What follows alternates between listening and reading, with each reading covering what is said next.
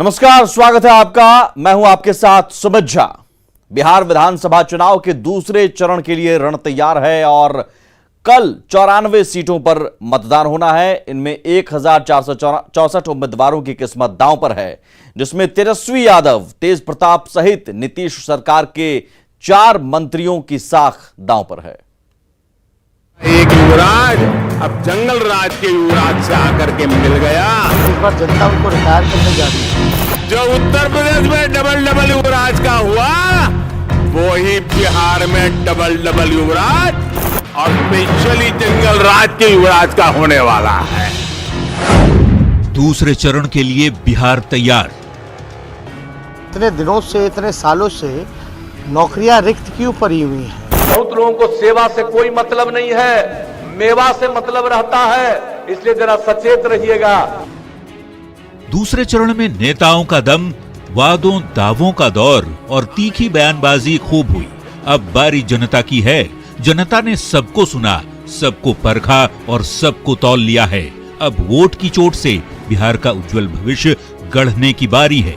बिहार विधानसभा चुनाव के दूसरे चरण में 17 जिलों की 94 सीटों पर मतदान है।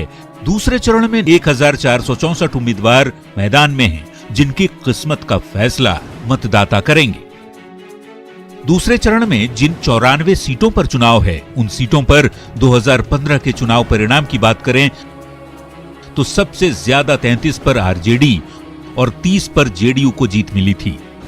बीजेपी को 20 और कांग्रेस के खाते में 7 सीटें आई थी। एलजेपी को 2 तो एक सीट पर माले और निर्दलीय को जीत मिली थी। हालांकि 2020 की राजनीतिक तस्वीर 2015 से एकदम अलग है। 2015 में आरजेडी, जेडीयू और कांग्रेस एक साथ महागठबंधन में थे। तब 70 सीटों पर महागठबंधन, जबकि एलजेपी सहित 22 पर एनडीए को कामयाबी मिली थी। अब महागठबंधन के बिखरने के बाद ये समीकरण बदल गया है। जेडीयू महागठबंधन की बजाय एनडीए में है, जबकि एलजेपी ने एनडीए से अलग राह पकड़ ली है।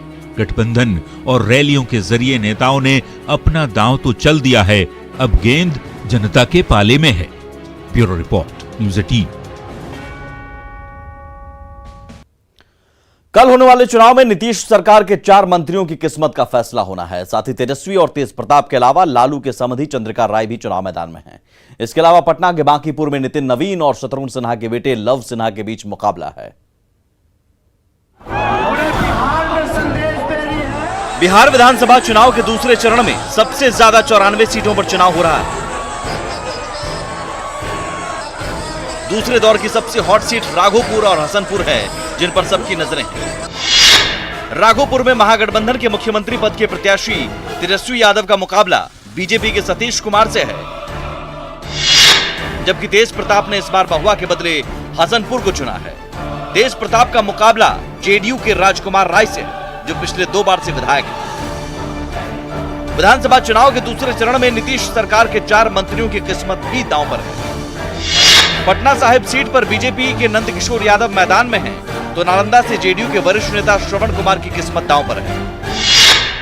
मधुबन में बीजेपी के राणा रणधीर सिंह किस्मत आजमा रहे हैं, तो हथुआ में जेडीयू के रामसेवक सिंह की सीधी भिड़ंत आरजेडी के राजेश कुशवाहा से है। दूसरे चरण में कई और भी सीटें हैं, जिन पर पूरे बिहार की नजर है। परसा में लालू के समधी चंद्रिका राय आरजेडी के छोटेलाल राय के सामने मैदान में हैं, तो दरभंगा ग्रामीण सीट पर आरजेडी से जेडीयू में आए फराज फातिमी का मुकाबला आरजेडी के ललित यादव से है। जबकि बांकीपुर में 3 बार से विधायक रहे बीजेपी के नितिन नवीन के सामने कांग्रेस के शत्रुघ्न सिन्हा के बेटे लव सिन्हा और प्लूरल्स पार्टी की पुष्पम प्रिया चौधरी हैं, जो खुद को मुख्यमंत्री पद की उम्मीदवार घोषित कर चुकी है। अब जनता दूसरे चरण के इन महारथियों में किस किस पर भरोसा जताती है और विधानसभा की कुर्सी तक पहुंचाती है, ये 10 नवंबर को ही पता चलेगा। Bureau report, news 18। बिहार विधानसभा चुनाव के दूसरे चरण में कई बाहुबलियों के बाहुबल की भी परीक्षा होनी है। राजनीतिक पार्टियों के लिए अगर किसी दबंग को टिकट देना संभव नहीं हुआ, तो उनके नाते और रिश्तेदारों को सिंबल थमा दिया गया। जेडीयू ने बोगो सिंह को मटिहानी से उतारा है, तो धूमल सिंह की पत्नी सीता देवी को एकमा, रणवीर यादव की पत्नी पूनम देवी को खगड़िया और अमरेंद्र पांडे को कुचाईकोट से मैदान में उतारा है। वहीं आरजेडी ने शिवहर से आनंद मोहन के बेटे चेतन आनंद को मौका दिया है। जबकि पूर्व विधायक मुन्ना शुक्ला टिकट कटने के बाद लालगंज से निर्दलीय ही किस्मत आजमा रहे हैं। वहीं बिहार विधानसभा चुनाव के दूसरे चरण का मतदान शुरू होने में चंद घंटे बाकी है। मतदाता अपनी पसंद की सरकार के लिए वोटिंग करेंगे, लेकिन उसके पहले राजनीतिक दलों की तरफ से जीत के दावे किए जाने लगे हैं। विधानसभा चुनाव के पहले चरण की 71 सीटों पर मतदाताओं ने अपना फैसला ईवीएम में कैद कर दिया है। दूसरे चरण की 94 सीटों पर मतदान शुरू होने में अभी चंद घंटे बाकी हैं, लेकिन उसके पहले ही राजनीतिक दलों की तरफ से जीत के दावे किए जाने लगे हैं। केंद्रीय मंत्री नित्यानंद राय और गिरिराज सिंह ने 2/3 बहुमत से सरकार बनाने का दावा किया, तो जेडीयू के कार्यकारी प्रदेश अध्यक्ष अशोक चौधरी ने कहा कि जेडीयू बीजेपी के कार्यकर्ता एकजुट हैं और चिराग पासवान चुनाव में कोई फैक्टर नहीं है। नतीजा ये होगा कि 2/3 बहुमत से एनडीए की सरकार बनेगी। वोट आप देखेंगे एनडीए के पक्ष में आएगा। नरेंद्र मोदी जिसके नेता हैं उनके पक्ष में आएगा और भारी बहुमत से जीतेंगे। फिर ये लोग ईवीएम को गाली देना शुरू करेंगे। मैं आज कह रहा हूं, पहले फेज में भी बहुत अच्छी स्थिति और मजबूत स्थिति है, सेकेंड फेज में उससे भी ज्यादा मजबूत स्थिति होगी और थर्ड फेज में उससे भी ज्यादा मजबूत स्थिति होगी। तो ये कहीं कोई कंफ्यूजन का कहीं कोई बात नहीं है। बहुत बहुत धन्यवाद। जीत का दावा सिर्फ एनडीए की तरफ से ही नहीं हो रहा। महागठबंधन के नेता अपनी सरकार बनाने और नीतीश सरकार की विदाई के सपने देख रहे हैं। ये सच होने जा रहा है। 10 तारीख के बाद नीतीश जी और एनडीए की विदाई है और 10 तारीख के बाद 10 लाख लोगों को सरकारी नौकरी की प्रक्रिया शुरू कर दी जाएगी। विनाश काले विपरीत बुद्धि, सब लोग जानते हैं इस बात को। तो जब विनाश होना था उनके राजपाट का, तो इस तरह से तल्ख हुए। अब उनका पूरा बर्ताव बदल गया। आजकल जो उनकी बोलने की शैली थी, एक मर्यादित ढंग से बात करते थे, वो सारा चीज खत्म हो गया। दोनों गठबंधनों के नेता अपनी अपनी जीत के दावे कर रहे हैं, लेकिन उपेंद्र कुशवाहा जैसे नेताओं का दावा है कि जनता न तो नीतीश सरकार से खुश है और न ही लालू वाले महागठबंधन से। और जो माहौल दिख रहा है, बिहार के लोगों ने निर्णय ले लिया है। लोगों को देखकर ऐसा लगता है कि एनडीए को इस बार फर्स्ट करके लोग रहेंगे, लेकिन लालू जी भी बहुत उम्मीद मत रखें। उनकी ओर भी जनता नहीं लौटने वाली है। उस आतंक को भी जनता याद करके सहम रही है। नेताओं के दावे अपनी जगह हैं, लेकिन लोकतंत्र में जनता मालिक होती है और बिहार की जनता किसे अपना आशीर्वाद देती है और किसे दुत्कारती है, ये तो 10 नवंबर को ही पता चलेगा। Bureau report, news 18। तो एक तरफ दूसरे चरण के वोटिंग की तैयारी चल रही है, तो तीसरे चरण के लिए प्रचार भी जारी है। मुख्यमंत्री नीतीश कुमार पिपरा विधानसभा क्षेत्र में चुनाव प्रचार करने पहुंचे और एनडीए प्रत्याशी के लिए वोट मांगा। नीतीश कुमार ने यहां कुशहा त्रासदी की चर्चा करते हुए कहा कि बिहार को आपदा से बचाने के लिए सरकार के काफी काम हुए हैं। अब कोसी के इलाके में ऐसी त्रासदी नहीं आती है। क्या हालत था पहले भाई? विकास से लेना देना लोगों को नहीं था, कोई मतलब नहीं था, कितनी कठिनाई लोगों को थी। और हम लोगों को जब आप लोगों ने मौका दिया तो हर क्षेत्र में हम लोगों ने काम किया और आप सब लोगों को एक एक चीज के बारे में जानकारी मुझे बतलाने की जरूरत नहीं है। और आप जान लीजिए, आपदा प्रबंधन के लिए भी जो हम लोगों ने काम किया, पहले लोग कुछ जानते ही नहीं थे कि आपदा क्या है, आपदा प्रबंधन क्या है। और जब आप जानते हैं कोसी त्रासदी आई थी और उसके पहले 2007 में 22 जिला प्रभावित हुआ था, 2.5 करोड़ की आबादी प्रभावित हुई थी। हम लोगों ने जो काम किया और कोसी की त्रासदी आई तो हमने कहा कि कोसी को और बेहतर बनाएंगे और उसके लिए जो हम सब लोगों ने प्रयास किया, काम किया। आरजेडी नेता तेजस्वी यादव ने समस्तीपुर के सरायरंजन में चुनावी सभा को संबोधित किया और नीतीश सरकार पर जमकर निशाना साधा। तेजस्वी ने एक बार फिर 10 लाख सरकारी नौकरी देने का वादा दोहराया। तेजस्वी यादव ने कहा कि राज्य सरकार बजट का पैसा ही नहीं खर्च कर पाती है और हमारे दावे पर सवाल उठा रही है। फैसला किया है कि पहला मुख्यमंत्री रहते अगर पहला मेरा कलम चलेगा, पहला मंत्रिमंडल की बैठक में, पहला कैबिनेट की बैठक में एक साथ 10 लाख नौजवानों को सरकारी नौकरी हम देने का काम करेंगे। देश के इतिहास में कभी एक साथ 10 लाख सरकारी नौकरी नहीं मिला। 4.5 लाख नौकरियां खाली है। बिहार सरकार जब चाहे तब दे सकती है। 5.5 लाख सरकारी नौकरी राष्ट्रीय औसत के मुकाबले। अरे भाई, स्कूल है, एगो मास्टर होता है, एगो प्रिंसिपल होता, खत्म हो गया। हर कक्षा में ना टीचर चाहिए। 2,13,000 करोड़ का 40% होता है 80,000 करोड़। पैसा तो बढ़ने बा। और सीधे रुख करते हैं पटना का। तेजस्वी यादव इस वक्त नौकरी संवाद कर रहे हैं। जाकर के अपनी बातों को रखने का काम कर रहे हैं। एक एक दिन में लगभग एवरेज रैलियां 15 से 16 जनसभाएं हम लोग कर रहे हैं। अब तक का हाईएस्ट 19 रैलियां एक दिन में हम लोगों ने किया है और लोगों में काफी उत्साह देखने को मिला है। भारी संख्या में लोग आते हैं और कहीं ना कहीं से हम कह सकते हैं कि लोगों का विश्वास और उम्मीद जो महागठबंधन के हम सभी साथियों ने जो विकल्प के तौर पे उनके सामने रखा है, जो रोड मैप और विजन उनके सामने रखा है, लोगों को एक उम्मीद सी जगी है। और मौजूदा एनडीए सरकार से, खास तौर पे बिहार के मुख्यमंत्री से सबसे ज्यादा गुस्से में नहीं बल्कि कह सकते हैं वो गुस्सा जो है नफरत में तब्दील हो चुका है। और इसके कारण भी है, इसके कारण है क्योंकि बिहार जो है सबसे युवा प्रदेश है देश में और बेरोजगारी का केंद्र बन चुका है।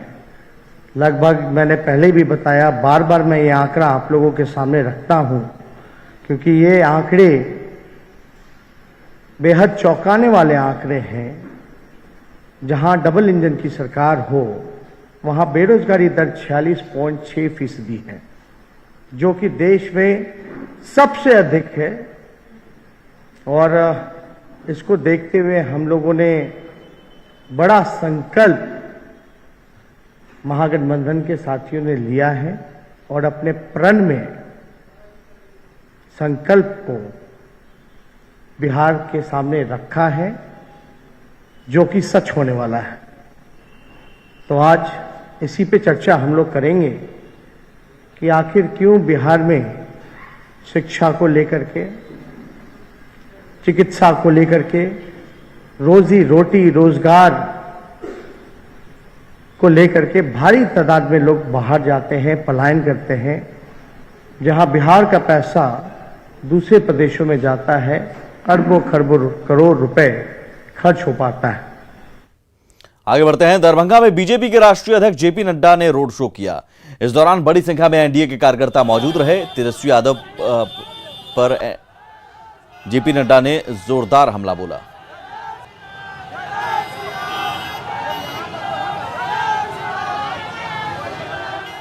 तुम्हारी सरकार जैसे आई, तुमने शहाबुद्दीन को जेल से बाहर निकाला कि नहीं निकाला? और नीतीश कुमार ने जेल के अंदर डाला कि नहीं डाला? शहाबुद्दीन उत्तर बिहार का डॉन था जी। लोग खौफ खाते थे। शाम को 5 बजे के बाद वो 5 बजे के बाद कोई बाहर निकलता नहीं था। तो क्यों नहीं याद दिलाएंगे? और तुम्हारी रस्सी जल गई है, बल नहीं गया है। अभी भी आपका ऐठन वैसी ही है।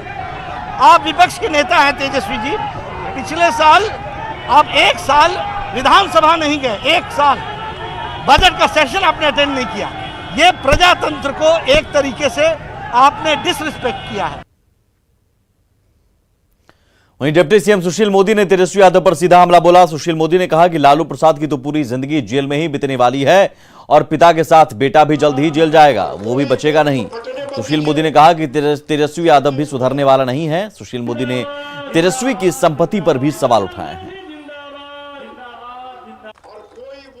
जेल में क्यों जेल में है? जानवर का चारा खा गए, इसलिए उनको सजा हो गई। इतना पैसा कहां से आया? भैया जिंदगी बीत जाएगी तब रिटायरमेंट पर मकान नहीं बना सकते हो। और 32 साल की उम्र में बिना पैसा कमाए 52 संपत्ति के मालिक बन गए। रक्षा मंत्री राजनाथ सिंह ने पूर्वी चंपारण के सुगौली में चुनावी जनसभा को संबोधित किया और वीआईपी पार्टी के उम्मीदवार रामचंद्र सहनी के पक्ष में वोट मांगा। राजनाथ सिंह ने कहा कि नेताओं की कथनी और करनी में अंतर के कारण नेताओं से विश्वास खत्म होता जा रहा था, लेकिन केंद्र में नरेंद्र मोदी की सरकार ने राम मंदिर से लेकर जम्मू कश्मीर में धारा 370 और 3 तलाक जैसे मुद्दों पर काम करके जनता का विश्वास कायम किया है। राजनाथ सिंह ने यहां भोजपुरी में भाषण देकर लोगों की भावना से जुड़ने की कोशिश की। दीपावली के दिन घरे में लक्ष्मी जी लालटेन हिलाना नहीं है। लक्ष्मी जी घर में जाएंगी तो कमल के फूल नेताओं की कमी और कमी में अंतर होने के कारण धीरे धीरे जनता प्रति नेताओं प्रति जनता का विश्वास समाप्त होता चला। मैं उस विश्वास के संकट को हम और अधिक गहरा नहीं करना चाहते। वहीं बिहार में तीसरे और आखिरी चरण के रण के लिए बीजेपी के स्टार प्रचारक और उत्तर प्रदेश के मुख्यमंत्री योगी आदित्यनाथ ने वाल्मीकि नगर के दौनाहा में चुनावी जनसभा को संबोधित किया। इस मौके पर योगी आदित्यनाथ ने केंद्र सरकार की उपलब्धियां गिनाई और लालू राज में हुए चारा घोटाले पर तंज कसा। 5 लाख रुपए की स्वास्थ्य बीमा का कवर भी उपलब्ध कराया। और भाइयों बहनों, इस कोरोना कालखंड में 80 करोड़ गरीबों को निःशुल्क खाद्यान्न उपलब्ध कराने का काम भी कोई कर रहा है तो प्रधानमंत्री मोदी जी कर रहे हैं और बिहार के अंदर नीतीश कुमार जी कर रहे हैं। कांग्रेस और राजद के समय तो ये गरीबों को राशन क्या देते थे तो पशुओं का चारा स्वयं ही चढ़ कर जाते थे। इनसे क्यों उम्मीद करते हैं आप? और हमने तो जो कहा वो करके दिखा दिया। और इसी के साथ इस बुलेटिन में इतना ही, लेकिन बस कुछ ही देर में 7:25 पर आप देख सकते हैं बिहार के मुख्यमंत्री नीतीश कुमार का बिहार चुनाव पर पहला interview. Nitish Kumar super exclusive. कुछ कहना ऐसा चीज जो बिना मतलब का पब्लिसिटी प्राप्त करे, पब्लिसिटी प्राप्त करता है। देख लीजिएगा गौर से, वो जो अपना प्रचार करवा रहा है, लोग उसको जो प्रचारित कर रहे हैं, ये उन्हीं दोनों के बीच का मसला है।